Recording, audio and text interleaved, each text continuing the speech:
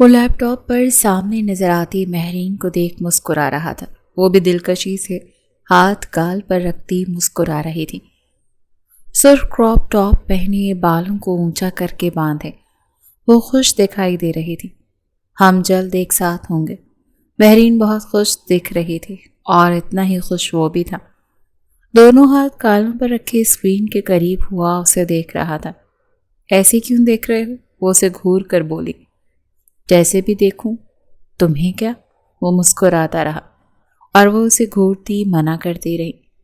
بہت خوبصورت لگتی ہو لال رنگ میں انتظار نہیں کر سکتا اس وقت کا جب تم واپس آؤ گی اور ہم ایک دوسرے کے پاس ہوں گے۔ اس وقت کے تصور اور اس کی باتیں اس کے دل میں گدگداہٹ پیدا کر رہی تھیں۔ مہر کے چہرے پر اس کے دل کے تاثرات ظاہر ہوئے۔ Same to you. صرف سیم ٹو یو؟ وہ کچھ خفا سا بولا۔ وہ چاہتا تھا مہر بھی کھل کر اظہار کرے اور مہرین اس معاملے میں کچھ احتیاط کرتی تھی، مگر ایسا نہیں تھا کہ وہ حد سے زیادہ ہی شرمیلی تھی۔ اصل حقیقت یہ تھی کہ باتوں باتوں میں وہ بہت گہرائیاں ناپ لیتا تھا۔ رومان پرور باتیں، مستقبل کے سندر خواب، وہ پگھلنے لگتی تھی۔ اس کی باتیں لمحوں میں اس کا چہرہ سرخ کر دیا کرتی تھیں۔ ابراہیم نہ صرف اس کا منگیتر بلکہ محبوب بھی تھا اور سگی پھپھو کا بیٹا بھی۔ تمہیں اندازہ تو ہوگا نا کہ کب تک تم پاکستان لوٹ آؤ گی؟ وہ بےتاب تھا اور اس کی بےتابی بھی مہر کا دل دھڑکا رہی تھی۔ نہیں میری جان، مجھے بالکل بھی اندازہ نہیں ہے۔ وہ دل ہی دل میں ہنستی بولی تھی، کیونکہ دراصل تو کل ہی پاکستان کی فلائٹ لے کر اسلام آباد پہنچ رہی تھی اپنے والدین اور ابراہیم کو سرپرائز دینے۔ جیسے ہی تمہاری ٹکٹ ہو سب سے پہلے مجھے بتانا، ابراہیم نے روب سے کہا تو وہ مسکرا کر اس بات میں گردن ہلانے لگی۔ فکر مت کرو، سب سے پہلے تمہیں ہی بتاؤں گی، مائی گڈ گرل۔ وہ گمبھیر لہجے میں کہتا، کیمرے کے قریب ہوتا، ایک بوسہ دیتا، اس کے وجود کو لرزا گیا تھا۔ وہ اتنی دور تھا اور اتنے فاصلے سے بھی اس کی دھڑکنیں منتشر کرنے کی صلاحیت رکھتا تھا۔ اس کی قربتیں پا کر وہ کیا ہی حال کرے گا اس کا۔ سوچتے ہی مہر کی سانسیں تھمنے لگیں۔ وہ ابراہیم کی شدت بھری محبت سے واقف تھی اور اس کی زندگی کی سب سے بڑی خوشی ابراہیم اور اس کی محبت ہی تو تھی۔ لمبی گفتگو کے بعد آخر ویڈیو کال اختتام پذیر ہوئی تو اچانک اس کے فون کی پیغام کی گھنٹی بجی۔ فارس کا میسج تھا، ہیپی گریجویشن۔ اس نے مسکرائے بغیر شکریہ لکھتے بھیج دیا۔ فارس اس کے چچا کے سالے کا بیٹا تھا۔ کسی وقت وہ ساتھ اسکول پڑھتے تھے اور دوستی بھی گہری تھی۔ پھر فارس کے والد کا انتقال ہوا اور ان کے حالات کچھ خراب ہوئے تو کسی گورنمنٹ اسکول میں شفٹ ہو گیا۔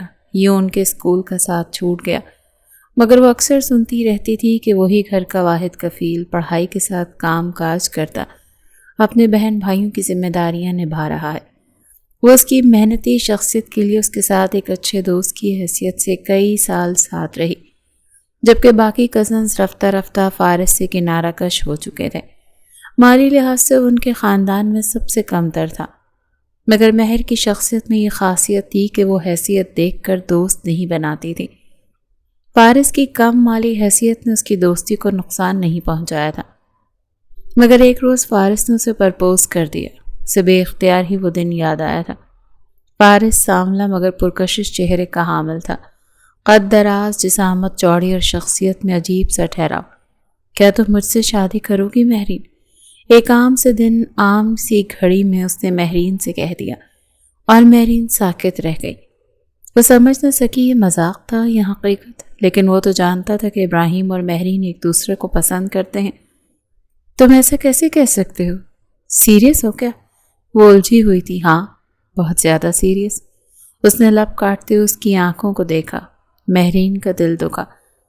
تم میرے بہت اچھے دوست ہو فارس، میں تمہیں بہت ایڈمائر بھی کرتی ہوں، لیکن تم جانتے ہو نا، میں اور ابراہیم، ہی ڈونٹ ڈیزرو یو۔ وہ آہستگی سے کہتا وہاں سے اٹھا تھا اور متانیت سے اس کے چہرے کے نقوش حفظ کرنے کی کوشش میں لگا تھا۔ میں جانتا تھا تم انکار کرو گی، اور یہ بھی کہ تم ابراہیم کو پسند کرتی ہو۔ Still I wanted to confess۔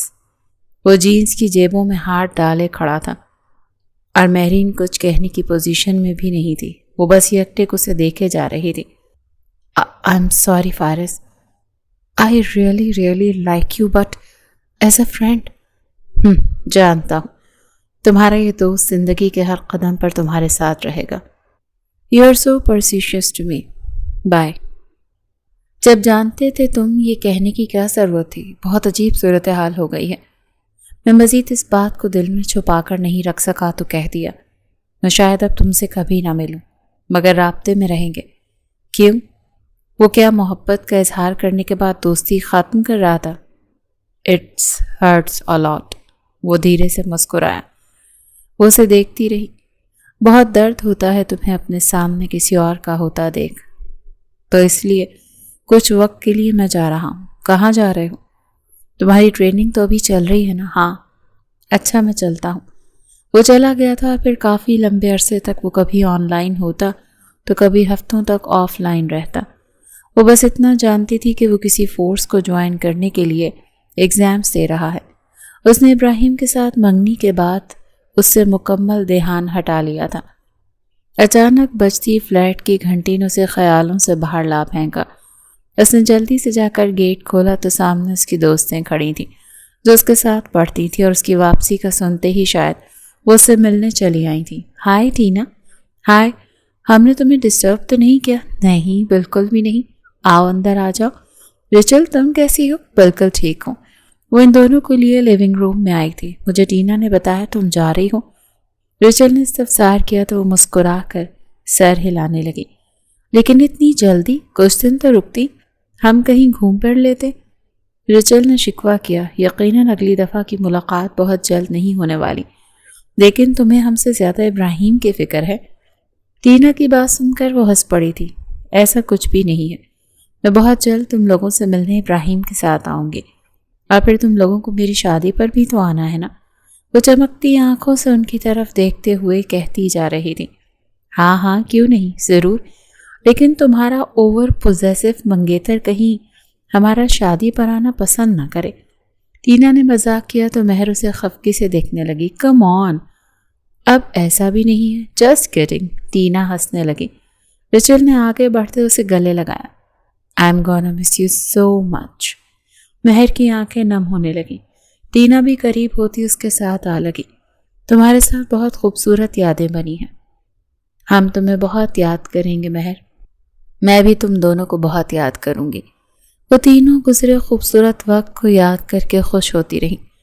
کل صبح اس کی فلائٹ تھی اور سچ تو یہ تھا کہ یہ خوبصورت ملک اور دوست چھٹنے کا غم اگلے آنے والے لمحات کی خوشی کے آگے کچھ بھی نہیں تھا. وہ بہت خوش تھی. ماں باپ اور ابراہیم سے ملنے کی خوشی کسی صورت کم نہیں ہوتی تھی. ایئرپورٹ پر جہاز کے پہیوں کے ٹکراتے ہی مہر کے لبوں کو خوبصورت مسکراہٹ نے چھو لیا تھا. وہ ایک قیمتی سرخ گاؤن میں ملبوس تھی کیونکہ ابراہیم کو وہ سرخ رنگ میں بہت خوبصورت لگتی تھی. اس نے واش روم میں جا کر اپنا میک اپ ٹھیک کیا. صاف رنگت پر تیکھے نقوش، بدن کی رعنائیاں عروج پر تھیں. وہ خوبصورت جسم کی ملکہ تھی. یونیورسٹی میں پڑھتے بھی اسے دن میں کئی دفعہ تعریفوں کا سامنا رہتا تھا. اسے خود بھی اپنی دلکشی کا احساس تھا مگر جس قدر بھرپور احساس اسے ابراہیم دلاتا تھا اور کوئی نہیں دلا سکتا تھا. اس نے ایئرپورٹ سے نکلتے کیب بک کی. اس کا دل تیزی سے دھڑک رہا تھا. اس نے بیگ میں ہاتھ ڈالتے ابراہیم کی فلیٹ کی چابی نکالی جو بہت عرصہ قبل سے ابراہیم نے اسے دی ہوئی تھی. اس نے راستے سے سرخ پھولوں کا گلدستہ خریدا. جو راستہ کم ہو رہا تھا مہرین کے دل کی دھڑکنیں تیز سے تیز ہوتی جا رہی تھیں. ٹھیک آدھے گھنٹے کے بعد وہ اس قندیل ہائٹس کے نیچے کھڑی تھی. چہرے پر مسکراہٹ، آنکھوں میں چمک اور دل کی دھڑکنیں خوبصورت ساز گنگناتی محسوس ہو رہی تھی. وہ بہت پرجوش تھی. ابراہیم کے تاثرات تصور میں کرتی دل ہی دل میں لطف اندوز ہوتی وہ آگے بڑھنے لگی. مسکراہٹ گہری ہوتی جا رہی تھی. قدم کہیں کا رکھتی تو کہیں پڑتا. اتنی خوش تھی اس کی چال میں کہ وہ مدہوش سی لگتی تھی. گنگناتے ہوئے لفٹ میں سوار ہوتے اس نے دونوں ہاتھ چہرے پر رکھتے خود کو کمپوز کرنے کی کوشش کی مگر ہر خوشی اس کے انگ انگ سے عیاں تھی.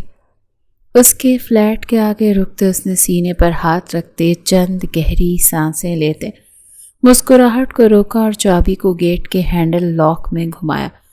ہلکی سی ٹک کے ساتھ گیٹ کھولا. وہ بہت آہستگی سے اندر داخل ہوئی، مگر پہلی نگاہ جو اس کے سامنے پڑی وہ ابرو اکٹھے ہوئے وہ لیڈی سینڈل تھی. کیا دعا یہاں ہے؟ وہ دل ہی دل میں خود سے کہتی آگے آئی. دعا ابراہیم کی بہن تھی، مگر اگلے قدم پر اس کی نگاہیں پھیلی، دل رک سا گیا. وہ ایک لیڈیز کوٹ تھا، ساتھ ہی نیلی سلک لیڈیز شرٹ جو چند قدم کے فاصلے پر تھی. وہیں ایک مردانہ شرٹ بھی گری تھی جسے وہ بہت اچھی طرح پہچانتی تھی. وہ ابراہیم کی شرٹ تھی. اس کے قدم لرزنے لگے. وہ کوئی آواز پیدا کیے بغیر اس کے بیڈ روم کے قریب آئی اور سختی سے آنکھیں میچ لیں. لذت میں ڈوبی شہوت انگیز آوازیں اس کے قدموں تلے زمین کھینچ گئیں. وہ برف سی آنکھیں پھاڑے وہیں جم کے رہ گئی. آوازوں کی شدت میں وقفے سے اضافہ ہوتا. اب ابراہیم، ایک لڑکی کے خمار میں ڈوبی آواز آئی. ابراہیم کی جان. دوسری آواز ابراہیم کی تھی. مہرین کا دل کروڑوں ٹکڑوں میں ٹوٹ گیا. تمہاری منگیتر آ جائے گی تو ہم کیسے ملیں گے اس طرح؟ اب تو میں تمہارے بغیر زیادہ دور رہنے کا تصور بھی نہیں کر سکتی. کیا میرے ساتھ یہ پل تمہیں بہت پسند ہے زرقا؟ بہت زیادہ. اندر سے پھر شدت بھرے بوسوں کی آوازیں آنے لگیں. بتاؤ نا ابھی، ہم کیسے ملیں گے؟ تم فکر مت کرو، اس بیوقوف لڑکی کو بھنک لگے بغیر میں تمہیں یہاں لے آؤں گا. اسے چھوڑ کیوں نہیں دیتے؟ ایک شکوہ کیا گیا. اسے چھوڑوں گا تو تمہیں ہزاروں کی شاپنگ کیسے کرواؤں گا؟ وہ سونے کی چڑیا ہے جسے چھوڑنا فی الحال افورڈ نہیں کر سکتا. کیا پتا میں اس سے شادی بھی کر لوں، مگر وہ بھی صرف ایک ڈھونگ ہوگا. میرا اصل سکون تو تم ہو. مہر الٹے قدم پیچھے ہٹنے لگی. درستے قدموں سے پیچھے ہٹتے ہٹتے وہ الٹے قدموں ہی فلیٹ سے باہر نکل آئی اور بھاگتے ہوئے زینے کی طرف بڑھی. اس کا چہرہ بے یقینی کی گہری کھائی میں ڈوبا ہوا تھا اور آنکھیں سرخ آنسوؤں سے بھری تھیں. وہ 7ویں منزل سے سیڑھیاں اترتے اترتے تھک کر نچلی منزل پر سب سے آخری سیڑھی پر آ کر بیٹھ گئی اور سر پکڑ لیا. آنسو بے اختیار بہتے چلے گئے. دماغ اس بات پر یقین کرنے سے انکاری تھا کہ اس کی سماعت میں گونجتی آوازیں حقیقت تھیں. اس کا ذہن اس بات سے انکاری تھا کہ ایک شخص جس پر اس نے اپنی ساری دنیا محدود کر دی تھی وہ اس کا نہیں تھا. وہ کسی اور پر اپنی شدتیں لٹا رہا تھا بغیر کسی حلال رشتے کے. ایسا نہیں تھا کہ وہ کوئی بہت پاک دامن تھی یا سب کے باوجود بھی اس کے وجود کو کسی مرد نے ابھی تک نہیں چھوا تھا. اس طرح سے نہیں چھوا تھا. وہ تو کبھی ابراہیم کے گلے بھی نہیں لگی تھی. وہ اس کا ہاتھ بھی پکڑتا تو وہ کچھ لمحوں بعد چھڑا لیتی تھی. اسے یکدم ہی اس سے گھن آئی، خود سے گھن آئی کہ اس نے کس شخص کو زندگی مانا تھا. وہ شکستہ قدموں سے وہاں سے اٹھی اور پیدل ہی گھر کی طرف بڑھ گئی. وہ کیسے گھر پہنچی، کیسے اس نے اندر قدم رکھا، اسے خود بھی معلوم نہیں تھا. بس اتنا ہوا کہ مرکزی گیٹ پار کرتے ہی وہ دھڑام سے پورچ کی روش پر گر گئی. اس کا سامان وہیں اپارٹمنٹ کے نچلے اسٹور کے پاس رکھا تھا جسے چوکیدار نے اٹھا کر اندر رکھ دیا. کوئی ان کا مالک آئے تو وہ واپس کر دے. ملازموں نے مہرین کو یوں پورچ کے پاس پڑے دیکھا تو پورے ملک ہاؤس میں افراتفری سی مچ گئی. مہرین کے والدین کو اطلاع دی گئی تو دونوں آفس سے فوری طور پر گھر آئے اور مہرین کو اس حال میں دیکھ کر ان کے پسینے چھوٹ گئے. ڈاکٹر پہلے ہی اسے چیک کر چکا تھا. ڈرپ لگی ہوئی تھی اور وہ آنکھیں موندے بے سود پڑی تھی. اسے 103 بخار تھا جو اگلے 2 دن تک یوں ہی رہا. اس دوران مہرین نے کسی کو بھی اپنی آمد کی اطلاع دینے سے انکار کر دیا تو خاندان میں سے کسی کو اس کی آمد کا نہیں بتایا گیا. تیسرے دن اس نے آنکھیں کھولی اور خالی خالی نظروں سے اوپر چھت کو دیکھا. میرے ساتھ ایسا کیوں ہوا موم؟ فرحانہ جو اس کے کچھ کہنے کی منتظر تھی اس کی بات سننے کو قریب آئی. کیا ہوا ہے میری جان کو؟ اور تم ایسے اچانک بنا بتائے کیسے آئی؟ میری ٹینا سے بات ہوئی تھی، وہ کہہ رہی تھی تم بالکل ٹھیک ٹھاک وہاں سے نکلی تھی سرپرائز دینے. یہ کیسا سرپرائز ہے؟ جانتی ہو نا ہم کتنے پریشان تھے. سرپرائز دینا چاہتی تھی موم، مگر مجھے پتا نہیں تھا کہ زندگی کا سب سے بڑا سرپرائز پہلے ہی میرا انتظار کر رہا ہے. پلیز خادم سے کہیں میرا سامان لا دے. تمہارا سامان کہاں ہے؟ وہ فکر مندی سے پوچھ رہی تھی. قندیل اپارٹمنٹس کے گراؤنڈ سٹور روم کے باہر. تم وہاں گئی تھی ابراہیم سے ملنے؟ وہ یکدم چونکی۔ بہن نے اس بات میں سر ہلایا اور آنسو ٹپ ٹپ گرنے لگے۔ وہ بری طرح سے رونے لگی، زاروں قطار۔ وہ پھوٹ پھوٹ کر رو رہی تھی، دونوں ہاتھ چہرے پر رکھے وہ بری طرح چلائی، ہی از اے چیٹر۔ میری جان پلیز رونا بند کرو، ایسے تو تم اپنی طبیعت اور خراب کر لو گی۔ کیا ہوا ہے ٹھیک سے بتاؤ۔ کوئی غلط فہمی نہیں ہوئی مام، وہ یکدم چلا کر کہتی پلنگ سے اتری اور ایک ایک کر کے چیزیں پھینکنے لگی۔ فرحانہ کے لیے اس کا یہ روپ بالکل نیا تھا۔ وہ یکدم گھبرا سی گئی تھی، اپنی جگہ سے اٹھتے ہی وہ اسے پرسکون کرنے کی کوشش کرتی، مگر وہ ایک ایک کر کے ساری قیمتی اشیاء پینٹنگز اٹھا پڑا کر پٹکتی رہی، اور آخری قدم اس نے ابراہیم کی تصویر کی طرف بڑھایا تو آنکھوں میں آگ کے شعلے بھڑک رہے تھے۔ کیا آپ یقین کریں گی ماں؟ وہ اس تصویر کو اٹھاتی خطرناک لہجے میں کہہ رہی تھی، That bastard was being intimate with someone else in the house I have gifted him. اس نے کہتے ہوئے دونوں ہاتھ چہرے پر رکھے۔ اس کی ہمت دیکھیں، وہ چلائی۔ فرحانہ ملک بے یقین سی اپنی بیٹی کو دیکھ رہی تھی۔ مہرین نے تصویر اٹھا کر پٹخ دی۔ وہ گھر میں نے اسے ہمارے لیے دیا تھا، اس نے مجھے بے وقوف کہا، اس نے مجھے سمجھ کیا رکھا تھا؟ وہ ہسٹریائی انداز میں چیخ گئی، میز پر رکھا گلدان اٹھا کر پٹک گئی۔ فرحانہ ساکت کھڑی اسے دیکھ رہی تھی۔ یہ ان کی بیٹی کا کون سا روپ تھا؟ اتنا خطرناک، اتنا غصہ۔ وہ تو بہت دھیمے مزاج کی لڑکی تھی۔ وہ 2 ٹکے کا لڑکا آخر ایسا کیسے کر سکتا ہے ان کی اکلوتی بیٹی کے ساتھ؟ وہ سوچ کر ہی کھول اٹھی تھی۔ وہیں زمین پر اکھڑوں بیٹھ کر رونے لگی۔ میں ابھی فون نہیں، آپ فون نہیں کریں گے اسے معلوم نہیں ہونا چاہیے کہ میں سب جان چکی ہوں۔ وہ سخت لہجے میں بولی، لیکن بیٹا پلیز مام۔ وہ پھر روتے ہوئے انہیں دیکھنے لگی۔ مجھے میرے حال پر چھوڑ دے، میں جو کروں گی خود کروں گی۔ وہ فیصلہ کن انداز میں ان سے بولی تھی، اور ڈیڈ سے کہیں کہ اس گھر کی اتھارٹی واپس لینے کے لیے، اور پپو کو فون کر کے کہہ دیں کہ مہرین نے رشتے سے انکار کر دیا ہے۔ لیکن بیٹا جو میں کہوں گی وہی ہوگا مام۔ وہ یکدم چلائی تو فرحانہ حیران رہ گئی، پھر خاموشی سے سر ہلا دی۔ میں تمہارے ڈیڈ سے بات کروں گی، مگر تم خود کو سنبھالو ابھی۔ وہ نرمی سے کہنے لگی، میں ٹھیک ہو جاؤں گی۔ اس نے آہستگی سے کہا، میں بالکل ٹھیک ہو جاؤں گی۔ اس کا لہجہ مزید دھیما مگر پرتپش ہوتا گیا۔ لیکن ماں، آپ نے مجھے کبھی روکا کیوں نہیں؟ کیا میں نے حد سے زیادہ اسے نہیں اہمیت دے دی؟ آپ نے کیوں نہیں روکا؟ تم ہمیشہ سے ایسی تھی مہرین، پسندیدہ لوگوں پر ساری کائنات لٹا دینے والی۔ اسے تمہاری قدر کرنی چاہیے تھی۔ فرحانہ افسردہ سی بولی، بیٹی کی یہ حالت دیکھی نہ جاتی تھی۔ میں ایک پل میں خالی ہو گئی۔ اب سوچ رہی ہوں ساری کی ساری خود ہی اسے دان کر دینے کی کیا ضرورت تھی مجھے۔ وہ تو میرے قطرے کے بھی لائق نہیں تھا۔ میں نے اس کی غیر موجودگی میں کبھی کسی دوسرے شخص کی طرف آنکھ اٹھا کر بھی نہیں دیکھا۔ میں نے خود کو باقی ساری دنیا کے مردوں کے لیے اندھا کر دیا، اور اس نے کیا کیا؟ میری محبت کو 2 کوڑی کا کر دیا۔ کیا ایسے لوگ بھی ہوتے ہیں موم؟ کیا ایسے لوگوں کا دل میں رکھتے ہمارے دلوں کو ابہام نہیں ہوتا؟ کیوں کہیں نہ کہیں سے تو معلوم ہوتا، کوئی شک، کوئی وہم کہ وہ شخص جھوٹا ہے، مجھے تو پتہ ہی نہیں چلا۔ وہ مایوسی سے کہہ رہی تھی، مام مجھے اکیلا چھوڑ سکتی ہیں کچھ دیر کے لیے؟ وہ بے چارگی سے بولی تو فرحانہ نہ چاہتے ہوئے بھی باہر کی جانب بڑھ گئی۔ ساتھ ہی ملازمہ کو اس کے کمرے کا پھیلاؤ سمیٹنے کا حکم دیا، مگر دل اندر ہی اندر بری طرح پریشان تھا۔ میں اس ذلیل شخص کے بخیے ادھیڑ کر رکھ دوں گا۔ اس کی ہمت کیسے ہوئی میری معصوم بیٹی کے ساتھ یہ چال چلنے کی؟ ابھی مہرین نے کسی بھی قسم کے جواب میں رد عمل سے منع کیا ہے۔ میرا خیال ہے کہ ہمیں اسے وقت دینا چاہیے۔ وہ جو فیصلہ کرے گی ہمیں اسے سپورٹ کرنا ہوگا، کیونکہ یہ اس کے لیے بہت بڑا ٹراما ہے۔ تم ٹھیک کہہ رہی ہو، لیکن ہم اسے ایسے ہی نہیں چھوڑ سکتے، عمران ملک نے کہا۔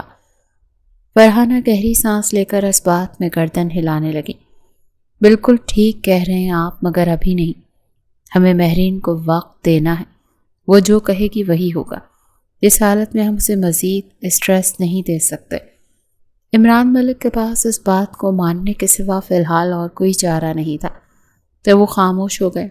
اس کا سامان بہت خاموشی سے وہاں سے منگوا لیا گیا اور اپارٹمنٹ کے انچارج کے ذریعے ابراہیم کو اپارٹمنٹ خالی کرنے کا حکم بھی دے دیا گیا تھا۔ اگلے روز ہی ابراہیم کی کال آ گئی، جیسے بیوی کے کہنے کے مطابق عمران ملک نے موصول نہیں کیا بلکہ نظر انداز کر دیا۔ اس دوران مہرین اپنے کمرے میں ہی بند رہی، کھانا بھی مشکل سے کھاتی۔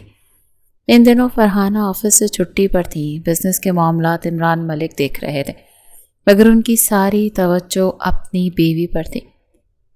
مجھے تو سمجھ نہیں آ رہا، وہ عباس ہاشمی مجھے گھر خالی کرنے کا کہہ گیا ہے اور ماموں فون نہیں اٹھاتے۔ دوسری طرف مہرین کا بھی فون ایک ہفتے سے بند ہے۔ وہ اپنی ماں سائمہ سے پریشانی کا اظہار کرتا، ابھی تک اس بات سے لاعلم تھا کہ اس کی بے وفائی کا راز بڑے ہی بےایمانہ طریقے سے کھل چکا تھا۔ میں بات کرتی ہوں، تمہیں مجھے پہلے بتانا چاہیے تھا۔ عباس کون ہوتا ہے تمہیں اپارٹمنٹ خالی کرنے کے لیے کہنے والا؟ وہ تو تمہارے نام پر ہی نہیں، میرے نہیں مہرین کے نام پر ہے، مگر ہے تو میرا نا۔ انہوں نے مجھے ہی دیا تھا، کاغذات اور چابی، تحفہ تھا وہ سنجیدگی سے کہہ رہا تھا۔ میں فون کر کے پوچھتی ہوں کہ کیا معاملہ ہے۔ سائمہ نے اسے تسلی دینے والا انداز اپنایا، مگر وہ ذرا بھی مطمئن نہیں دکھتا تھا۔ اسے کچھ غلط ہونے کا وہم ستائے جا رہا تھا۔ پیشانی اور قالود اور آنکھوں میں اضطراب چمک رہا تھا۔ اس کی ماں بیوہ تھی اور وہ خود MBA کرنے کے بعد مختلف کمپنیز میں جاب اپلائی کر چکا تھا۔ 2-3 جگہ سے کال آ چکی تھی، مگر وہ کام کو لے کر زیادہ سنجیدہ نہ تھا۔ جانتا تھا ہونے والا سسر کروڑ پتی ہے، بیٹی کو شادی کے بعد یقیناً ایک کاروبار سیٹ کر کے ضرور دے گا۔ ہر ماہ سائمہ کو گھر کے خرچ کی مد میں لاکھوں روپے ملتے تھے، جن سے ان کی زندگی سکھ چین سے گزر رہی تھی۔ دوسری طرف ابراہیم بھی سکون میں تھا کہ مہرین اس کے پیار میں بری طرح سے ڈوبی ہوئی تھی، اس کے بغیر رہنے کا تصور تک نہیں کر سکتی تھی۔ اسے کھونے کا سوچ کر ہی تو وہ بیوقوف لڑکی بری طرح رو پڑتی تھی، اسی لیے وہ اس کی طرف سے بھی مکمل طور پر مطمئن تھا اور زندگی کو عیش و عشرت سے گزار رہا تھا۔ خوشی اور سکون کا گہوارہ ملک ہاؤس آج کل سکوت بھری خاموشی میں ڈوبا رہتا تھا۔ ایسے میں فرحانہ ملک اور عمران ملک صبح سویرے آفس جانے کے لیے تیار ناشتے کی میز پر بیٹھے تھے۔ 10 دن بعد آج فرحانہ بھی آفس جانے کے لیے تیار تھی۔ جب ڈائننگ روم میں ہیل کی ٹک ٹک سنائی تھی، دونوں نے چونک کر مڑتے دیکھا تو آنکھوں میں خوشگوار حیرت ابھری۔ وہ نکسک سے تیار تھی، لیکن اس کی آنکھوں کی سرخی کچھ اور کہہ رہی تھی۔ لیکن فی الحال کے لیے اتنا ہی کافی تھا کہ وہ کمرے سے نکل آئی تھی۔ خود ساختہ قید ختم کرتے وہ آج کہیں جانے کے لیے تیار نظر آ رہی تھی۔ گڈ مارننگ ڈیڈ، مام، کیسے ہیں آپ لوگ؟ بالکل ٹھیک میری جان، بالکل ٹھیک، تمہیں یوں دیکھ کر بہت بہتر ہے، آؤ ہمارے ساتھ ناشتہ کرو۔ عمران ملک نے نرمی اور محبت سے کہا۔ معذرت کرتی ہوں ڈیڈ، ناشتہ کسی دوست کے ساتھ کرنے والی ہوں۔ تو اس وقت تم کسی دوست سے ملنے جا رہے ہو؟ اس کی ماں نے عمران کی طرف دیکھتے متذبذب انداز میں کہا۔ جی، فارس سے ملنے۔ وہ دونوں کی طرف دیکھ کر بولی۔ فارس کا نام سنتی اس کی ماں کی آنکھوں میں کچھ اطمینان اترا۔ وہ قابل اعتماد اور اچھا لڑکا تھا۔ ٹھیک ہے، اپنا خیال رکھنا اور فون آن کر لو۔ سم تبدیل کر رہی ہوں مام، آج نئی لے کر آپ سے رابطہ کروں گی۔ آپ دونوں بھی اپنا خیال رکھیں اور میری فکر نہ کریں، میں ٹھیک ہوں اب۔ مسکرا کر باری باری اس نے دونوں کے گال چومے اور باہر کی جانب بڑھ گئی۔ اس کے سامنے بیٹھی تھی اور وہ خاموش سا اسے دیکھ رہا تھا۔ آنکھیں سوال کر رہی تھی، وہ کافی بدل گیا تھا۔ سنجیدہ طبیعت مزید سنجیدہ ہو گئی تھی، آنکھوں کی خاموشی میں مزید سکوت اتر گیا تھا۔ یہاں آنے کا شکریہ، وہ آہستگی سے بولی۔ شکریہ کی ضرورت نہیں، میں ویسے بھی چھٹیوں پر تھا، نرمی سے کہتے اس نے ویٹر کو آنے کا اشارہ دیا۔ کچھ آرڈر کر لیں؟ اس نے مینیو اس کی طرف بڑھایا۔ میں کچھ نہیں کھاؤں گی۔ کافی پیو گی؟ اس نے بس سر ہلایا۔ فارس نے آرڈر نوٹ کروانے کے بعد اسے جانے کا اشارہ کیا اور دونوں ہاتھ میز پر رکھتے مکمل طور پر اس کی جانب متوجہ ہوا۔ مجھے اس مقصد سے آئی تھی، اسے کہنا ناممکن لگ رہا تھا۔ سامنے بیٹھا شخص جتنا بھی نرم دل اور اچھا سہی، یوں اس کی بات کیوں مان لے گا جبکہ وہ اس کی شخصیت اور مزاج سے بھی بخوبی واقف تھی۔ کچھ دیر بعد ان کی کافی آ گئی۔ وہ خاموشی کا دور یوں ہی چلتا رہا۔ اس کے کچھ کہنے کا منتظر تھا۔ کافی آنے کے بعد فارس نے اسے کافی پیش کی۔ شکریہ۔ وہ کافی کے گھونٹ بھرتی میز کو گھونٹتی رہی، پھر اچانک ہی سر اٹھا کر اسے دیکھا۔ کیا تم مجھ سے شادی کرو گے فارس؟ کافی کا گھونٹ بھرتے فارس کو اچھوکا لگا۔ اسے لگا شاید سننے میں غلطی ہو گئی۔ سوری، اس نے ناسمجھی سے کہا۔ مجھ سے شادی کر لو فارس۔ اس کی آنکھوں میں دیکھتے سوال کر رہی تھی۔ کیا تم کر سکتے ہو؟ وہ پھر پوچھ رہی تھی، اور فارس یکٹک بے یقین سے سامنے دیکھ رہا تھا۔ وہ اس کے جواب کی منتظر تھی، اور وہ اس خیال میں ڈوبا ہوا تھا کہ آیا یہ خواب ہے یا حقیقت۔ بتاؤ فارس، وہ بے چینی سے پوچھ رہی تھی، اور فارس کا سر بے اختیار اس بات میں ہلنے لگا۔ اس نے خود کو بے اختیار پایا۔ وہ کچھ سوچ سمجھ نہ سکا۔ بہت شکریہ تمہارا۔ وہ یکدم مسکرائی تھی، آنکھوں میں کچھ چمکا، شاید وہ نمی تھی۔ مگر ابراہیم، تم نے ہی تو کہا تھا مجھے وہ ڈیزرو نہیں کرتا۔ اس کی آنکھوں میں دیکھتے کہہ رہی تھی، لیکن تم اسے چاہتی تھی۔ وہ آہستگی سے بولا، وہ میرا ماضی تھا، میں نے غلطی کی۔ وہ گہری سانس لیتے بولی اور پھر اس کی آنکھوں میں دیکھا۔ میں تمہارے ساتھ وفادار رہوں گی، بدلے میں صرف وفاداری چاہوں گی۔ اس نے جیسے شرط بھی خود ہی رکھ دی۔ تمہیں حاصل ہونے کے بعد فارس بے وفائی کیسے کرے گا؟ وہ دل ہی دل میں بڑبڑایا۔ تم آنٹی کو کل میرے گھر بھیج سکتے ہو، ہماری طرف سے کوئی شرط نہیں ہوگی، اور آپ لوگوں کی جو شرائط ہوں گی وہ ہمیں قبول ہوں گی۔ فارس نے پھر اس بات میں گردن ہلائی۔ کافی کے لیے شکریہ فارس۔ وہ اٹھنے لگی۔ جا رہی ہوں؟ اس کے یوں اٹھنے پر پوچھ بیٹھا۔ شادی کی تیاریاں کرنی ہے نا؟ وہ مسکرا کر بولی تو فارس اسے دیکھ کر رہ گیا، کچھ سمجھ نہ سکا۔ کچھ جانے بغیر اس نے شادی کے لیے ہاں کر دی، مگر انکار نہیں کر سکتا تھا۔ وہ اس کی دعاؤں کا کئی سالوں سے مرکز تھی، پہلی اور آخری محبت تھی۔ وہ اسے ہر حال میں قبول تھی۔ وہ جا رہی تھی اور فارس ابھی تک خواب کسی حالت میں بیٹھا تھا۔ کل فارس کے گھر والے آئیں گے شاید۔ وہ اپنی ماں کے ساتھ بیٹھی کافی کے گھونٹ بھر رہی تھی۔ وہ مکمل طور پر پرسکون تھی، جیسے کچھ ہوا ہی نہ ہو، جیسے ایک ہفتہ قبل اس پر کوئی قیامت نہ ٹوٹی ہو۔ لیکن اس کی آنکھوں کی رمق بجھی ہوئی تھی۔ کھانے سے زیادہ وہ کافی کو ترجیح دیتی تھی، پر کھانا نہ کھاتی ہے، شاید اس کا دل ہی کھانے سے اکتا گیا تھا۔ فارس کے گھر والے؟ کیوں؟ خیریت؟ وہ مجھ سے شادی کرنا چاہتا تھا، لیکن اس وقت میں انکار کر گئی، مگر اب میں راضی ہوں۔ اس کی بات پر ایک دم چونکی تھی۔ فرحانہ کے خیال میں ان کی بیٹی جذبات کی رو میں بہہ کر فیصلہ بہت جلد بازی میں کر رہی تھی۔ لیکن بیٹا، تمہیں نہیں لگتا کہ یہ سب بہت جلدی ہو رہا ہے؟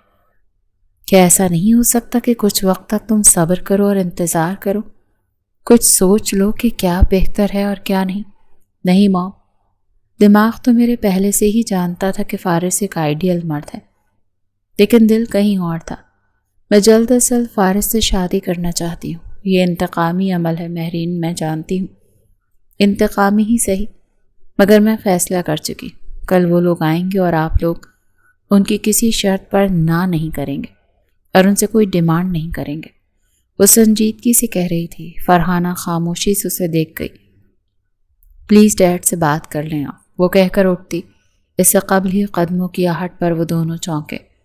سائمہ پھپھو اور ابراہیم سامنے سے چلے آ رہے تھے۔ اسے سامنے کھڑا دیکھ دونوں کو حیرت کا شدید جھٹکا لگا۔ السلام علیکم پھپھو، وہ نرمی سے مسکرا کر بولی، ابراہیم کی طرف آنکھ اٹھا کر بھی نہ دیکھا۔ ابراہیم بے یقینی سے کھڑا اسے دیکھ رہا تھا۔ تو تم کب آئیں؟ فون بھی بند ہے، میں کتنا پریشان، کیسی ہوں؟ وہ اپنی بات مکمل کرتا اس سے قبل ہی وہ اندر کی طرف بڑھ گئی، اور ابراہیم بے یقینی سے کھڑا رہ گیا۔ کیسی ہیں آپ ہی؟ آئیں بیٹھیں۔ فرحانہ بھی ابراہیم کو اکثر نظر انداز کرتی مسکرا کر سائمہ پھپھو سے ملنے لگی۔ آپ کیسی ہیں مامی؟ ابراہیم نے الجھے گمسم انداز میں ان کی خیریت پوچھی۔ ٹھیک ہوں، وہ مسکرائے بغیر بولی تھی۔ ابراہیم کو بے چینی نے آ گھیرا۔ کیا مہرین کی طبیعت ٹھیک نہیں؟ وہ کب آئی؟ ہمیں تو پتہ ہی نہیں، ہاں بس اچانک چلی آئی، سرپرائز دینا چاہتی تھی۔ تو مجھے تو بتایا ہی نہیں، ابراہیم وہیں کھڑا کھڑا کہہ رہا تھا۔ اس کی بات نظر انداز کر دی گئی۔ آپ بیٹھے، میں آتی ہوں، وہ سائمہ اوپو سے کہتی اٹھی اور اندر کی طرف بڑھ گئی۔ کیا تمہارا کوئی جھگڑا ہوا ہے؟ نہیں تو، پتہ نہیں یہ ایسے کیوں کر رہی ہے، وہ ہنوز بے یقین تھا۔ دل عجیب وسوسوں کا شکار ہونے لگا۔ ماموں کے آنے سے قبل ہی وہ اٹھ کر مہرین سے ملنے اس کے کمرے میں گیا تو کمرہ اندر سے بند تھا۔ اس کے لاکھ آواز دینے پر بھی اندر سے کوئی جواب نہ آیا تو وہ مزید پریشان ہوا، لیکن کافی دیر کے بعد بھی کوئی جواب نہ آیا تو وہ مایوسی سے پلٹ گیا۔ اندر وہ گیٹ کے ساتھ لگی بیٹھی بے آواز آنسو بہا رہی تھی۔ وہ دل سے اتر گیا تھا، مگر جتنا دل میں رہ گیا تھا اس سب جذبات کے احساسات اور یادوں کا نکلنا باقی تھا۔ اس نے سختی سے آنسو رگڑتے وہ منظر یاد دماغ سے ہٹانا چاہا، مگر جب جب وہ آوازیں اس کے کانوں میں گونجتی تو اس کے دل میں نفرت امڈنے لگتی تھی۔ اگلے دن اسے معلوم نہیں تھا کہ وہ واقعی اپنی ماں کے ساتھ آئے گا یا نہیں، مگر اس نے اپنے والدین کو آفس جانے نہیں دیا۔ وہ دونوں خاموشی سے بیٹھے ایک دوسرے سے نظریں چرا رہے تھے۔ اس کے باپ نے بھی اسے سمجھانے کی کوشش کی، مگر وہ کچھ بھی سننے کو راضی نہ تھی۔ اس کا فیصلہ اٹل تھا، جسے بدلنے کی بات پر وہ بپھرنے لگتی تھی۔ شام ہونے کو آئی تو اچانک ہی گھر کے گیٹ پر ایک گاڑی آ کر رکی، اور وہ جو لیونگ روم کے شیشے کی دیوار کے پار کھڑی تھی گہری سانس لے کر رہ گئی۔ وہ فارس تھا اور وعدے کے مطابق ان کے گھر موجود تھا۔ گاڑی سے اس کے ساتھ اس کی ماں اور بڑی بہن اتری۔ وہ گہری سانس لیتے اندر کی جانب بڑھ گئی۔ وہ کافی دیر اپنے کمرے میں رہی، پھر باہر آئی، ان سے ملنے گئی تو چہرے پر خوبصورت مسکراہٹ سجا لی، تپاک سے ملی۔ خوش مزاجی کا مظاہرہ کرتی وہ آخر تک وہیں بیٹھی رہی۔ اس کی موجودگی میں تمام باتیں ہوئیں۔ تمام وقت فارس بہت غور سے اسے دیکھتا رہا۔ وہ جانے اس کے چہرے پر کیا ڈھونڈنے کی کوشش کر رہا تھا۔ ابراہیم کی جاب پوزیشن جان کر عمران ملک کو حیرت ہوئی تھی۔ انہیں معلوم نہیں تھا کہ وہ ڈی ایس پی کی پوزیشن پر جلد ہی بھرتی ہونے والا تھا۔ وہ کسی طور کچھ مطمئن ہو گئے تھے۔ انہوں نے جلد از جلد نکاح کا عندیہ دیا تھا، جسے ان لوگوں نے بغیر کسی پس و پیش کے قبول کر لیا۔ دونوں خاندانوں کی طرف سے کسی بھی نکاح کی دعوت نہیں تھی، صرف ولیمہ جو 1 مہینے بعد رکھا گیا تھا، اس کی دعوت دینے کا فیصلہ کیا گیا۔ فارس خوش تھا۔ یہ کہنا اس کی خوشی کے اظہار کو پھیکا کر دیتا۔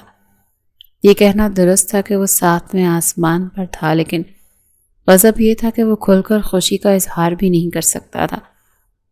بہت احتیاط کے باوجود بھی سائمہ کو خبر ہو گئی کہ مہرین کا نکاح ہو رہا ہے، اور جہاں ابراہیم بار بار مہرین سے رابطے کی کوشش کر رہا تھا، وہیں سائمہ سے اس کے نکاح کا سنتے وہ ہتھے سے اکڑ گیا۔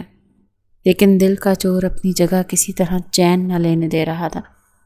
وہ اپنی ماں کے ساتھ ماموں کے گھر چلا گیا۔ قسمت کہیں یا کچھ بھی، اس وقت عمران ملک اور فرحانہ ملک دونوں ہی وہاں موجود تھے۔ عمران ملک نے اپنے بھانجے کو دیکھ کر منہ پھیر لیا، جبکہ سائمہ بڑی ہی شکوہ کنہ نظروں سے بھائی کو دیکھ رہی تھی۔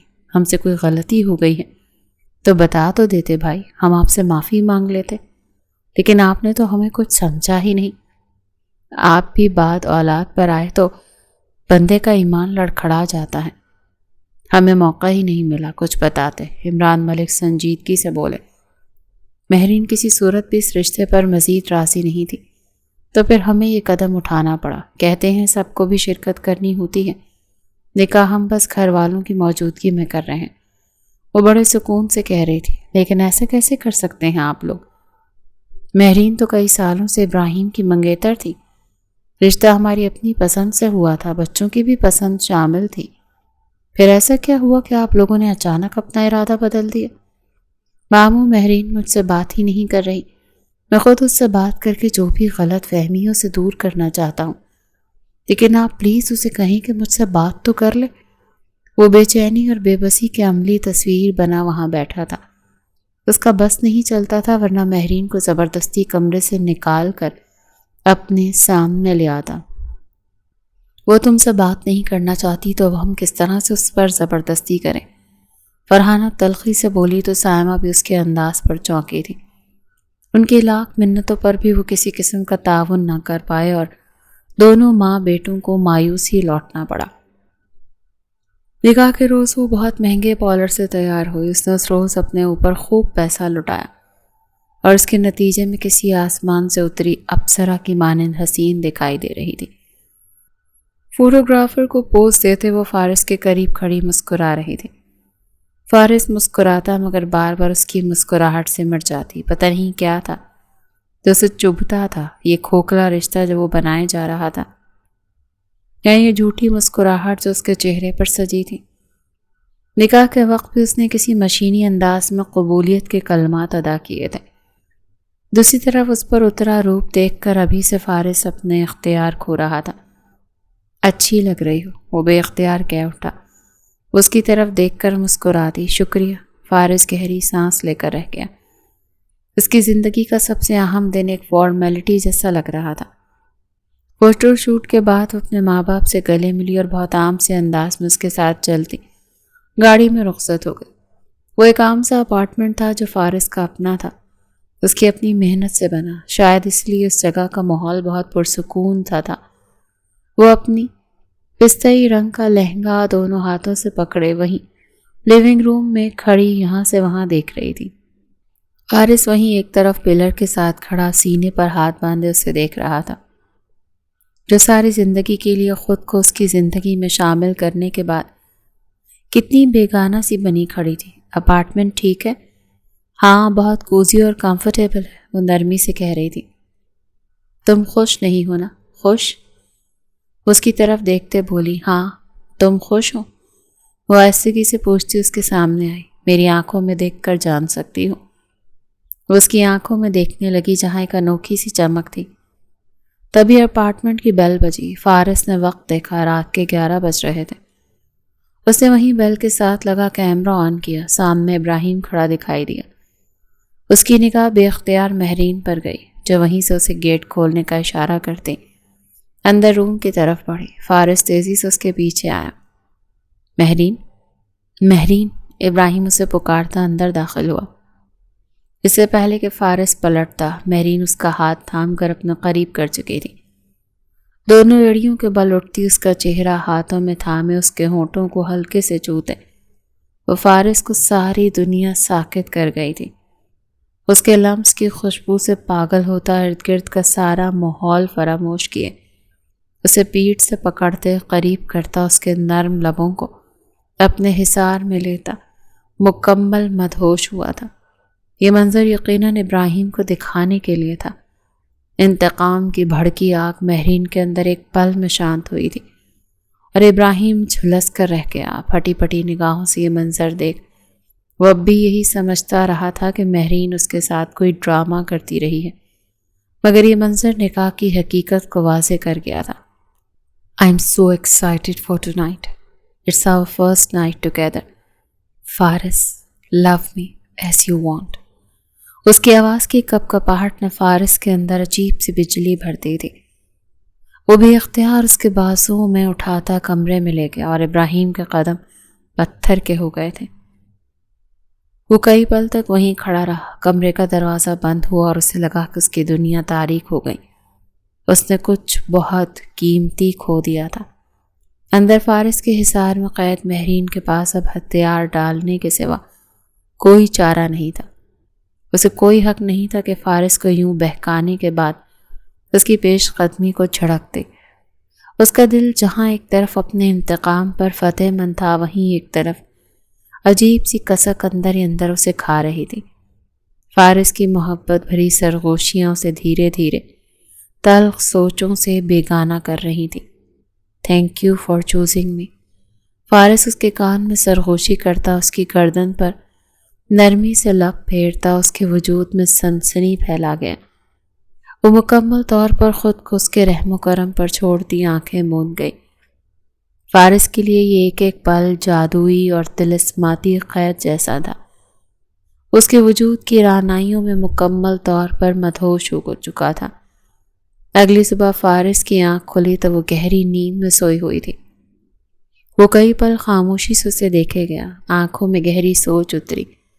یقیناً اس کی وجہ پیش قدمی ابراہیم کو دکھانے کے لیے تھی، مگر اس کے بعد اس کی خود سپردگی کا خیال آتے ہی اس کے لبوں پر دھیمی سی مسکراہٹ پھیل گئی، آنکھوں میں اترا خمار گہرا ہوتا گیا۔ وہ اسے خود سے قریب کرتا اپنی آغوش میں سمیٹ چکا تھا۔ وہ کس مسا کر آنکھیں کھولتی اسے دیکھنے لگی اور اسے یوں اپنے قریب دیکھ وہ نظریں جھکا گئی۔ کیسی ہو؟ گہرے لہجے میں پوچھا گیا۔ سوال مہرین کو مزید کنفیوز کر گیا۔ ٹھیک ہو، نرمی سے جواب دیا۔ رات کو تم نے ایسا کیوں کیا تھا؟ میں اسے بتانا چاہتی تھی کہ میں آگے بڑھ گئی ہوں اور میرے پیچھے نہ آئے۔ تم نے مجھے کیوں چنا؟ تم سے بہتر کوئی نہیں، میں تم پر بھروسہ کرتی ہوں۔ یہ سن کر مجھے بہت اچھا لگا مہر۔ اس کے بالوں میں انگلیاں چلاتا کہہ رہا تھا، لیکن محبت؟ وہ مسکرایا۔ محبت تم سے ہو جانا مشکل نہیں، آہستگی سے کہتی خود کو چھڑوانے لگی۔ تھوڑی دیر رک جاؤ۔ اس کے لہجے میں کچھ تھا کہ مہرین کی نظریں بے اختیار جھک گئیں۔ اتنی پیاری باتیں کرنے کے بعد دور کیوں جا رہی ہو؟ اسے اپنی آغوش میں بھرتا لیمپ بجھا گیا۔ اس کے نرم گرم لمس اور محبت بھری پیش قدمیوں کے جواب میں وہ خاموشی سے خود کو اس کے سپرد کر چکی تھی۔ ابراہیم اپنے کمرے کی حالت بگاڑ چکا تھا، ایک ایک چیز تہس نہس تھی۔ وہ رات سے جاگا ایک ہی جگہ بیٹھا وقفے وقفے سے غصے کی شدت سے بے قابو ہو کر چلانے لگا تھا۔ میرے ساتھ چال چلی ہے اس نے، میں اس سے بات کرنے گیا تھا، وہ حلق کے بل چلایا تھا۔ تم میرے ساتھ ایسا کیسے کر سکتی ہو؟ وہ یکدم سر پکڑتا چلایا۔ تبھی اس کی سائمہ نے دوبارہ اندر جھانکا۔ بیٹا بس کر دو۔ نہیں کر سکتا بس، میری ساری زندگی تباہ کر دی اور جا کر اس فارس سے شادی کر لی۔ دھوکے باز، جھوٹی، مکار۔ وہ جان کر بھی انجانا بنا اسے پوری رات سے کوستا، کبھی گالیاں بکتا تو کبھی دیواروں پر سر ٹکراتا، غصے سے لال پیلا ہو رہا تھا۔ جیسے اس نے میری زندگی کو سوال بنایا ہے نا، میں بھی اسے ساری زندگی کے لیے مذاق بنا کر رکھ دوں گا۔ اسے کیا لگتا ہے کہ وہ میرے ساتھ گیم کر کے بچ جائے گی اور اس کے ساتھ عیش کرے گی؟ کبھی نہیں۔ وہ گیٹ کو لات مارتا گھر سے نکل گیا تھا۔ سائمہ سر پکڑے روتی رہیں۔ رات ہی انہوں نے دو دو رو کر اپنے بھائی سے شکوہ کیا، جس کے جواب میں انہوں نے ساری کہانی کھول کر اس کے سامنے رکھ دی۔ مگر جب سائمہ نے اسے یہ سب بتایا تو شرمندگی تو دور، وہ اسے پل ہتھے سے اکھڑ کر بے قابو ہو گیا۔ اس کے نزدیک مہرین کا اس کی بے وفائی کے بدلے انتقاماً اسے اپنی زندگی سے دودھ میں سے مکھی کی طرح نکال پھینک کر 10 دن میں کسی اور سے شادی کر لینا زیادہ بڑا جرم تھا، جبکہ وہ تو بس ہلا گلا کر رہا تھا۔ محبت اس نے مہرین سے کی تھی اور وہ بے وفا ہو گئی۔ وہ پوری رات یہی باتیں کرتا چلاتا رہا تھا۔ وہ فون پر فون کر رہا تھا، اسے نئی سم کا نمبر جانے کہاں سے مل گیا تھا، اور جب سے ملا تھا ہر بار دوسرے نمبر سے میسج اور فون کرتا۔ وہ ایک ہفتے سے بس دن رات اسے فون ہی کر رہا تھا، دن میں کئی میسیجز کرتا اور وہ ایک بھی میسج کا جواب نہ دیتی۔ ایک ہفتے بعد ہی فارس نے اپنی ڈیوٹی سنبھال لی۔ اس کی دھمکی آمیز میسج اور طرح طرح کی گھٹیا باتوں کو سنتی وہ بہت تیزی سے اس کی نفرت میں گھرتی جا رہی تھی۔ وہ اس کی سوچ سے بھی زیادہ خود غرض اور گھٹیا ثابت ہو رہا تھا، اور وہ حیرت میں تھی کہ وہ کس طرح اس شخص کی محبت میں مبتلا رہی۔ دوسری طرف فارس تھا جسے وہ برسوں سے جانتی تھی۔ اس کی شخصیت، مزاج اور نرم گفتگو، احساس سے بھرے دل اور کھرے کردار کی سچائی کے باوجود اس کے ساتھ رہنا ایک عجیب خوشگوار قسم کا احساس دلاتی تھی۔ وہ جانتی تھی کہ وہ اچھا انسان ہے، اس کے باوجود اس کے ساتھ رہتے پل پل اس کی شخصیت کے نئے اور خوبصورت پہلو اس کے سامنے آ رہے تھے۔ وہ آج ملک ہاؤس جانے کی تیاری میں تھی۔ اس نے فارس کو نہیں بلایا، لیکن میسج کر کے بتا دیا کہ وہ گھر جا رہی ہے۔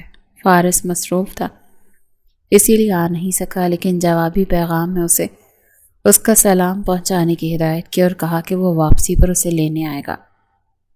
وہ بھی نیچے اتر کر اپنی گاڑی کی طرف آ ہی رہی تھی جب وہ اچانک سامنے آیا۔ تم اتنی مکار اور پتھر دل کیسے ہو سکتی ہو؟ اس کی طرف دیکھ کر پھنکارا تو وہ حیران رہ گئی۔ وہ اس سے سوال کر رہا تھا، اپنے بارے میں کچھ جانتا بھی تھا، یہ کسی خواب میں گم تھا، ایک دفعہ بھی مجھ سے رابطہ کیے بغیر۔ تم نے اس سے شادی کر لی اور ظاہر کیا کیا؟ وہ خاموشی سے سینے پر ہاتھ باندھے اسے سن رہی تھی۔ کہ تم بہت پاک ہو، تمہیں میں نے دھوکہ دیا؟ اگر میں نے کسی سے دوست کی حیثیت سے بات کر لی تو کیا اس کے بدلے تم جان بوجھ کر کسی اور سے شادی کر کے میرے سامنے اس کے ساتھ سہاگ رات کی باتیں کرو گی؟ میرا حلال محرم ہے، کچھ بھی کروں۔ تمہیں کس نے کہا تھا شادی کی رات اٹھ کر کسی کے گھر پہنچ جاؤ؟ وہ تلخی اور بے نیازی سے کہتی اس کے پیروں تلے سے زمین کھینچ گئی۔ وہ کل کر راکھ ہو گیا۔ کل تک یہ لڑکی اس کی محبت کا دم بھرنے والی تھی اور آج کیسے بیگانی سی بنی کھڑی تھی۔ اور دوست کی حیثیت سے تم لوگوں کو فلیٹ میں لا کر زنا کرتے ہو۔ یہ کیسی دوستی ہے؟ یہ کیا بکواس ہے؟ بکواس تو تم ہو، تمہارا پورا وجود بکواس ہے۔ میں نے خود تمہیں اس گھر میں ایک دوسری لڑکی کے ساتھ بہت ہی گھٹیا حال میں دیکھا تھا، اور پھر تمہاری ہمت تو دیکھو کہ آ کر مجھ سے بکواس کر رہے ہو۔ میرا پیچھا چھوڑو اور یہاں سے جاؤ، آگے بڑھ چکی ہوں میں۔ وہ جانے لگی، اس نے آگے بڑھ کر اس کا ہاتھ تھامنا چاہا تو اس نے کڑکتا ہوا تھپڑ اسے رسید کر دیا۔ ان غلیظ ہاتھوں سے دوسروں کو چھوتے ہو، مجھے مت چھونا، حقارت سے کہتی وہ ٹھک سے گاڑی کا دروازہ بند کر دی۔ گاڑی سٹارٹ کرنے لگی۔ ابراہیم سن سا کھڑا تھا، اس کی آنکھوں میں بدلے کی آگ سنسنا اٹھتی تھی۔ کسی چیز کی ضرورت ہو تو مجھے کال کرنا، اس کا گال نرمی سے چھوتے ہوئے بولا تو اس نے مسکراتے ہوئے اس بات سے گردن ہلائی۔ ذہن پھر کل والی ملاقات پر اٹک گیا، دل چاہا اسے بتا دے، مگر اس نے یہ خیال رد کر دیا۔ وقت پر کھانا بھی کھانا ہے، اس کے لیے ایک ملازمہ کل وقتی رکھ دی گئی ہے جو شام تک جاتی ہے۔ اگر زرینہ تھوڑی دیر تک نہ آئے تو مجھے کال کرنا۔ وہ یونیفارم میں تھا، کیپ ہاتھ میں پکڑے اسے دیکھے گئی۔ کیا پولیس آفیسرز تمہاری طرح بھی ہوتے ہیں؟ اس کے سوال پر وہ الجھا، پھر ناسمجھی سے اسے دیکھا۔ میری طرح؟ وہ مسکرایا۔ ہاں، میں تو ہمیشہ موٹے، کرخت، غسیل اور خطرناک قسم کے پولیس والے ہی دیکھے ہیں۔ وہ ہنسی اور جواب میں فارس کا قہقہا چھت پھاڑ قسم کا تھا۔ اسے میں اپنی تعریف سمجھوں گا؟ وہ شرارتی انداز میں کہتا جھک کر اس کی پیشانی چومتا باہر کی جانب بڑھ گیا۔ وہ وہیں کھڑی مسکراتے ہوئے اسے دیکھتی رہی، یہاں تک کہ وہ نظروں سے اوجھل ہو گیا۔ وہ گہری سانس لیتی واپس اندر آئی۔ اس کی زندگی کا محور پوری ڈگری سے بدل گیا تھا، اور وہ جو اس تبدیلی کے لیے تیار بھی نہیں تھی، مگر پھر بھی تبدیلی میں کوئی چبھن نہیں تھی۔ اس کے اندر ملال تھا، مگر ایسا ملال جس کا کوئی وزن دل پر نہیں تھا۔ وہ اپنا موبائل لیے کمرے کی طرف آ رہی تھی۔ اپارٹمنٹ کا گیٹ بجا، اسی پل اس کا فون بھی بجنے لگا۔ اس نے فون اٹھا کر کان سے لگایا۔ جی موم۔ میں ٹھیک ہوں موم، آپ کیسی ہیں؟ وہ آہستگی سے چلتی باہر کی طرف بڑھ رہی تھی۔ ہاں، وہ چلا گیا۔ ہی از اے ونڈرفل مین۔ وہ مسکراتے ہوئے ماں کو بتاتی گیٹ کھول گئی، اور سامنے نظر پڑتے ہی اس کے چہرے کا رنگ بدل گیا۔ تم یہاں کیا کر رہے ہو ابراہیم؟ وہ تلخی سے کہہ رہی تھی۔ دفعتاً اس کی نگاہ ابراہیم کے ہاتھ میں پکڑی بوتل پر پڑی۔ اگلی پل اس نے ہاتھ مار کر بوتل گرا دی، اور اسی پل ابراہیم نے اندر داخل ہونے کی کوشش کی۔ Get out! وہ چلائی۔ تم مجھے دھمکانے کے لیے ایسڈ لائے تھے؟ وہ سفید چہرہ اور غصے سے بے قابو ہوتی اسے باہر دھکیلنے لگی۔ تم نے میرے ساتھ اچھا نہیں کیا، تم مجھے ایک موقع دے سکتی تھی، تمہارے دل میں چور تھا، اور تم مجھے بیچ راہ میں چھوڑ کر شادی کر کے سائڈ پر ہو گئی۔ جاؤ یہاں سے، وہ اسے پیچھے دھکیل رہی تھی۔ دوسری طرف فرحانہ ملک کے پیروں تلے سے زمین نکل گئی۔ اس نے پہلا فون اپنے شوہر کو کیا اور دوسرا فون فارس کو۔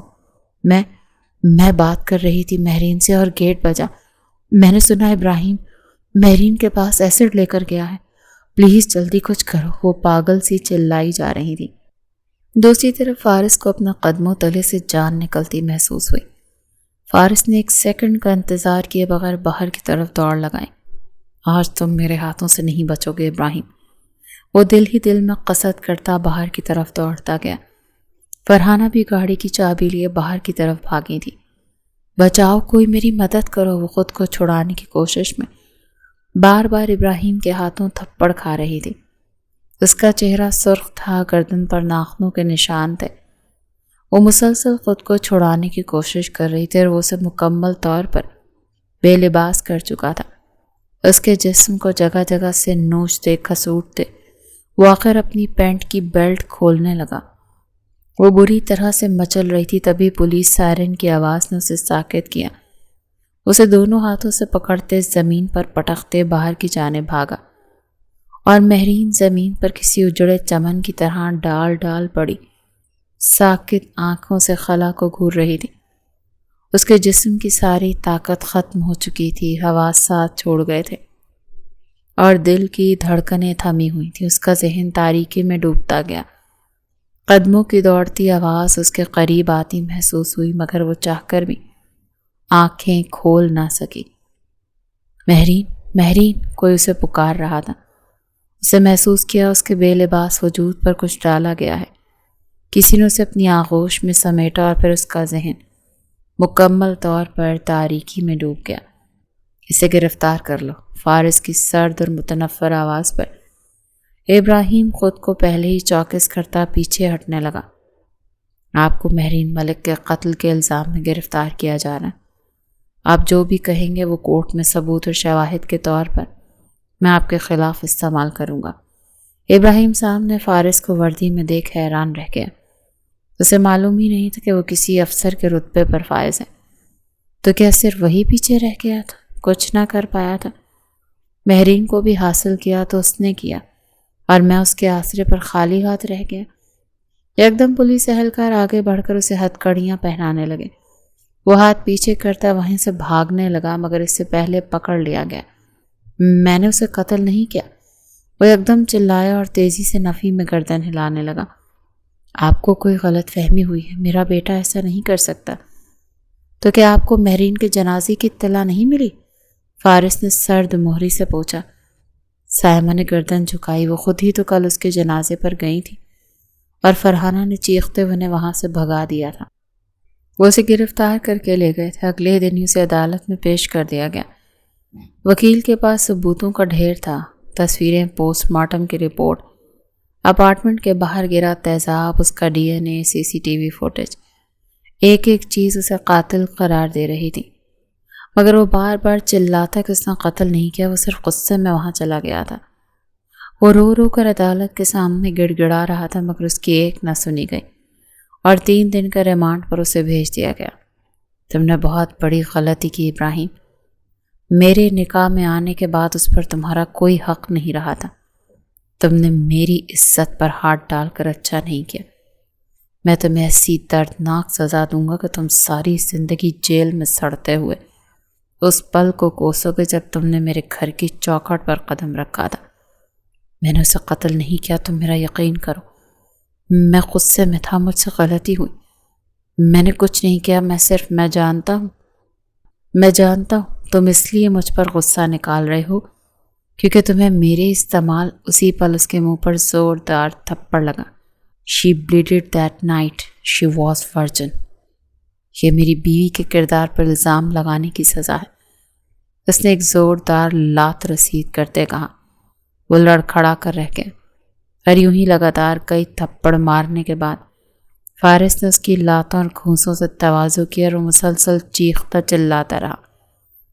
تم تیزاب لے کر وہاں گئے تاکہ تم اس پر تیزاب ڈال سکو؟ وہ میں صرف ڈرانے کے لیے، وہ گڑ گڑانے لگا، مگر فارس نے اسے اپنی بات مکمل کرنے تک کا وقت بھی نہیں دیا اور اس کی درگت بنا دی۔ وہ 3 دن 3 راتیں ریمانڈ روم میں فارس کے ہاتھوں مسلسل تشدد کی نظر رہا اور پھر عدالت نے اسے تمام ثبوتوں اور گواہوں کے بیانات کے بعد جیل بھیج دیا۔ 6 ماہ بعد وہ نرم گرم دھوپ کے سائے میں کھڑکی کے پاس کھڑی تھی۔ پیچھے فارس اس کے ساتھ کھڑا اس کی کمر میں ہاتھ ڈالے سر کاندھے پر ٹکائے ہوئے تھا۔ I'm gonna miss you. وہ گہرے لہجے میں کہہ رہا تھا، میں بھی تمہیں مس کروں گی فارس، جلدی واپس آ جانا۔ وہ اس کے ہاتھوں پر ہاتھ رکھے کہہ رہی تھی، اکیلا محسوس مت کرنا، آنٹی بھی یہیں آ رہی ہیں۔ تمہارے ہوتے ہوئے میں کہیں بھی تنہا محسوس نہیں کر سکتی فارس، تم میری طاقت۔ وہ پلٹ کر بولی، میرا ساتھ دینے کا شکریہ، مجھے تمہارا ہی ساتھ دینا تھا۔ فارس نے گہری سانس لی۔ اور اس کے ہونٹوں پر جھکتے آنکھیں موند لی۔ کئی لمحوں تک اس کی سانسیں اپنے اندر اتارنے کے بعد وہ سیدھا ہوا تو آنکھوں میں محبت لیے اسے دیکھ رہی تھی۔ میں نے ٹھیک کیا نا فارس، بالکل ٹھیک کیا۔ جو اذیت تم نے سہی وہ صرف تم محسوس کر سکتی ہو۔ جو تکلیف سہتا ہے سزا دینے کا حق بھی اسی کو ہے۔ اور تم نے بلا چوں چرا سب کیسے مان لیا؟ میرے موم ڈیڈ بھی نہیں مان رہے تھے، انہیں بھی تم نے منایا نا، کیونکہ مجھے تمہارے ساتھ رہنا تھا نا۔ قتل کے جرم کی سزا بھی پاکستان میں بہت مشکل سے ملتی ہے، اور وہ تمہیں اتنی اذیت دینے کے بعد ذرا سی سزا پا کر آزاد گھومتا، یہ تو مجھے گوارا نہیں تھا۔ اسی لیے میں نے تمہارا ساتھ دیا۔ وہ اسے خود سے لگاتا کہہ رہا تھا، کوئی نہیں جانتا کہ اس دن کیا ہوا تھا۔ سب سمجھتے ہیں کہ مہرین قتل ہو گئی۔ سچ کہوں تو میرے لیے خود کے لیے وہ وقت بہت مشکل تھا۔ یہ تصور کرنا تکلیف دہ تھا، گو کہ وہ صرف ایک جھوٹ اور ایک فریب تھا، مگر وہ اسی لائق تھا۔ وہ نفرت سے بولا تھا۔ وہ بے اختیار اسی دن میں آ پہنچا جب وہ دیوانہ وار دوڑتا ہوا اندر آیا اور اسے بے لباس پڑا دیکھا۔ وہ اس کی زندگی کا سب سے بدترین اور دردناک منظر تھا۔ اسے لگا وہ اسے کھو چکا ہے۔ اس نے اس پر اپنی جیکٹ ڈالتے اسے آغوش میں بھرتا اس کا گال تھپ تھپا کر اسے پکارا تھا۔ اس کے دونوں گال سرخ اور سوجے ہوئے تھے، جسم پر جگہ جگہ ناخنوں کے نشان اور سر سے بہتا خون۔ اس نے کس طرح اپنے کپڑے اسے پہنائے اور کس طرح سے اسے لے کر اسپتال پہنچا وہی جانتا تھا۔ اسے شام تک ہوش آ چکا تھا، وہ بالکل چپ تھی۔ کیا آپ لوگ یہ ظاہر کر سکتے ہیں کہ میں مر گئی؟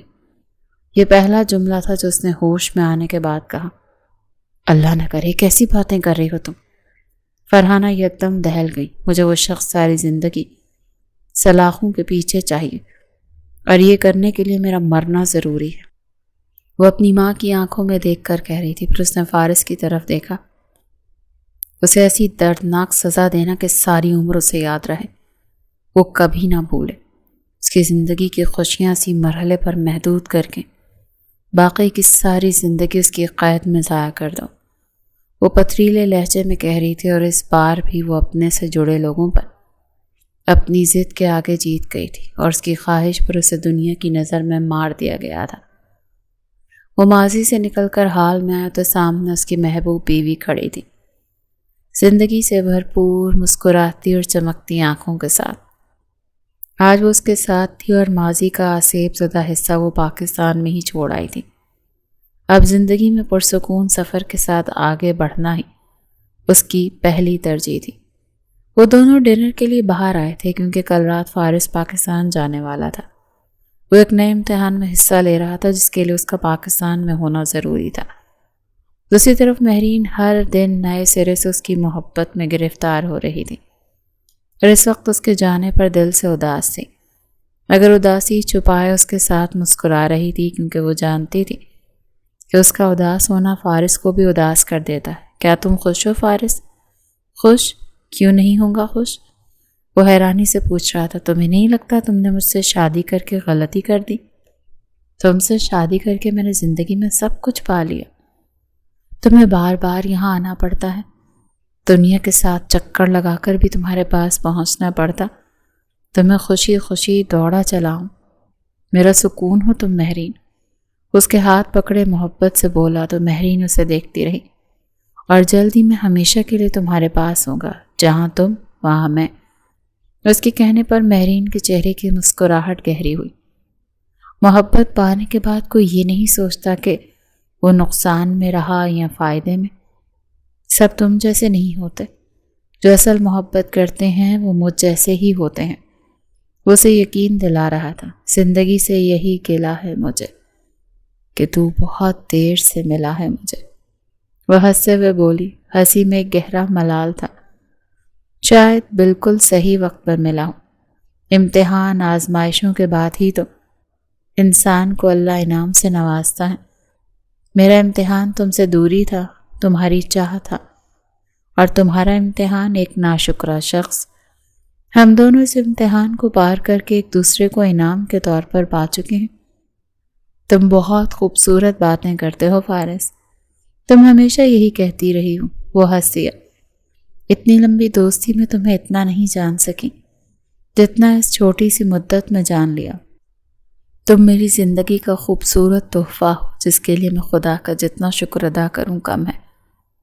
اس کی طرف دیکھتی کہہ رہی تھی۔ فارس خوش دلی سے مسکرایا اور جھک کر اس کے ہاتھ کی پوست چوم لی۔ مہرین خوشی سے اسے دیکھتی رہی۔